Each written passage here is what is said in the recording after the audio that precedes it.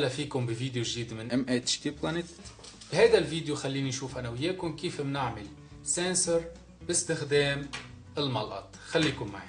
اول شغله لحتى نعمل هذا الحساس او السنسور نحن بحاجه لقطعه من الملقط مفخوته بهذا الشكل، بحاجه للفه خيطان، بحاجه لمسامير، بحاجه للملقط اكيد، بحاجه لمغيطه، بحاجة لبطارية 9 فولت، وبحاجة لعود الثقاب الإلكتروني. هذا عود الثقاب الإلكتروني فيكم تشوفوا كيف عملته بهذا الفيديو اللي بحط لكم إياه على الشاشة، أو فيكم تشوفوا الفيديو بالرابط أسفل الشاشة. وهيك خلينا نبلش. أول شغلة خليني بلش فيها هي إنه بجيب الملقط بفتحه لقسمين، برجع بجيب المسامير وبحطهم بالراس تبع كل ملقط. من بعد ما حطيت هالمسامير بهذا الشكل بجيب وصلة 9 فولت اللي فيكم تشوفوا كيف عملتها بالرابط الموجود على الشاشة.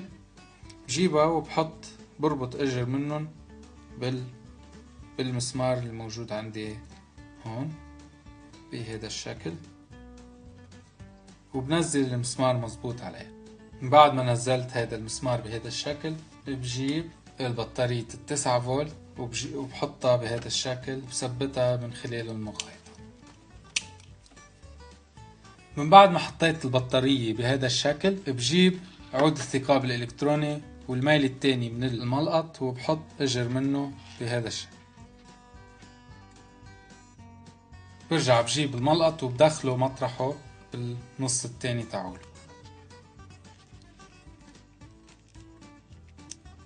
من بعد ما حطيت الملقط بهذا الشكل مطرحه برجع بوصل الشريط تبع العود الثقاب الإلكتروني بالميل الثاني تبع وصلة البطارية. برجع بجيب النص الملقط وبمد منه حبلة صغيرة بهذا الشكل. من بعد ما ربطت الحبلة بهذا الشكل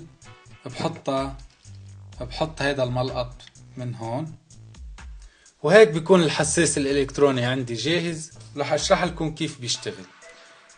مجرد ما انه اسحب الملقط من هيدي الميلة بهيدي الميلة من خلال الخيط، رح بيصير في عندي توصيل للتيار الكهربائي من خلال هودي المسمارين، ورح بيولع عندي العود الثقاب الإلكتروني.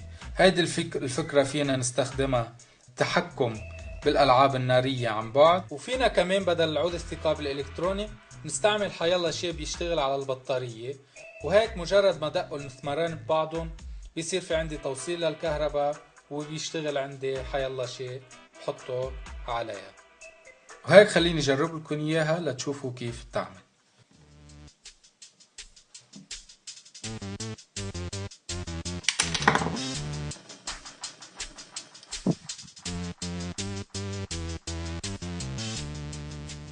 وهيدي الفكرة الصغيرة استعملتها كسنسور للباب. مجرد ما انه ينفتح الباب رح بيعطيني صوت الارم.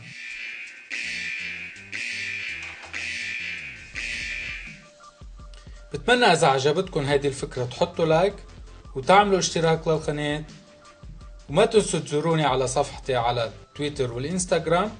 والى اللقاء بفيديو جديد وافكار